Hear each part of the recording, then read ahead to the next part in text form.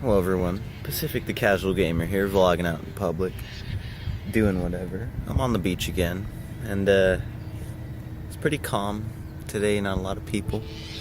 So that's why my voice is quiet though, because there's a lot of people around. But today, I want to talk about something that I haven't really talked about, and by the way, the sun's in my eyes, is the lessons I learned from The Sims 3 and playing it a lot. You might think, what can you learn from the game, right? It's a stupid life simulation game, and I'm here to tell you I learned a lot from that game. Kind of just chilling and playing it a lot over and over. It was an excellent game on the laptop for car rides, let me tell you. Very good. But one of the greatest things I actually learned from that game is the lesson of managing money and paying your bills and then saving to buy things you want, right? Because you do that in a lot of The Sims, right? You sit there and it's like, oh, you want to get a computer, you gotta pay your bills, work, and then save up and buy your computer. And then, oh, you can quit your job and become a writer, boom, do that.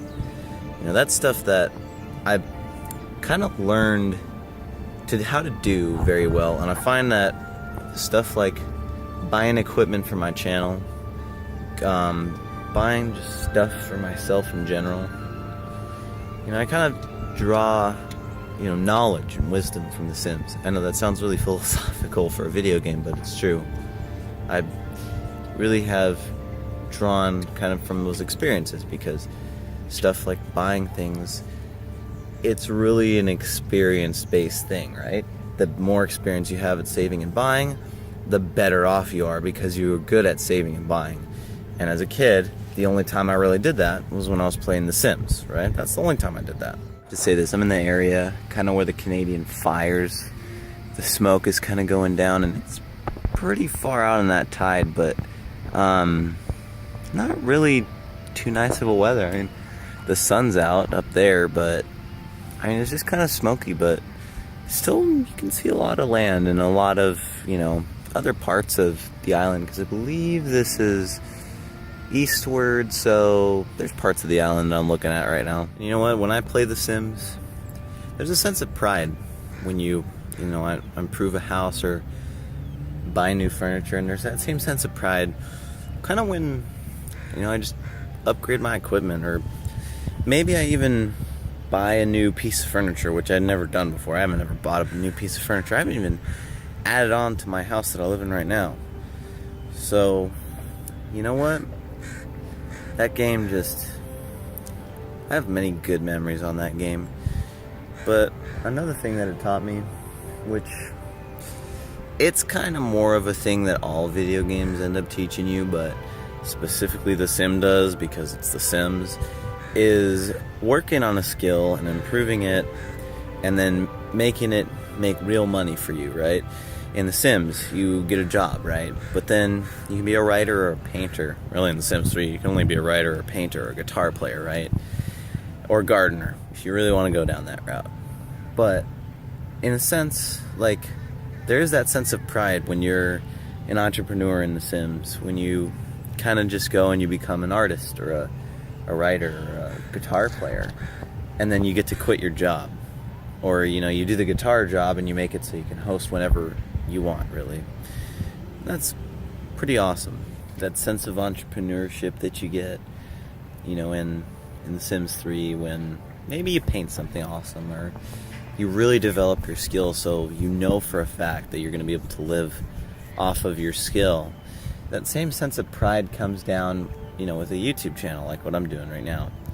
I really feel very prideful when I hit a milestone. Like I just recently hit my 700 videos milestone, and yeah, my audience isn't that big for 700 videos, but it's 700 practices. One of the things that I really like doing, one of the reasons I really like YouTube in general, is because other than, let's say, playing video games, I have zero skill in everything else. Or, talking, I built up that skill before YouTube, but I've been still building it. There's a lot of skill building that you do in YouTube.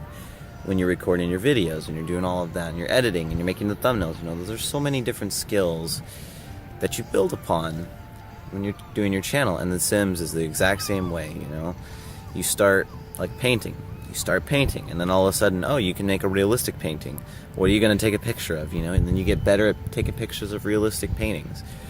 And then you're, raking in so much money that then what happens is you don't have to sell every single painting, right? In YouTube, you don't have to publish every single video if you can sustain yourself, whether it's from your job or your channel or your business around it. And I like that. I like that, I want to get to the point one day where I can say, you know what? I don't have to upload this video, and I don't think it's worth it to upload, or maybe I just want to keep it sentimental. If I can get to that point, taking lessons I learned from real life and The Sims and all my video games I play, that'd be cool. But it comes down to it, there's a lot I've learned from The Sims, and I think that probably when The Sims 5 comes out, I have a lot more to learn than just simply, this is a repeat of the third game. The skills I'm building right now is the filming in public skill, as you would call it in The Sims. And that's filming in public. I suck at it. I really do. And I keep, pausing to collect my thoughts, and I keep looking around. I'm like, there's people coming. I better finish my thoughts soon. So, some thoughts will definitely be incomplete because, you know what, I'm not used to filming in public. And that's okay, because I don't need to be good the first try. Maybe the 1000th try, I should probably be good by then.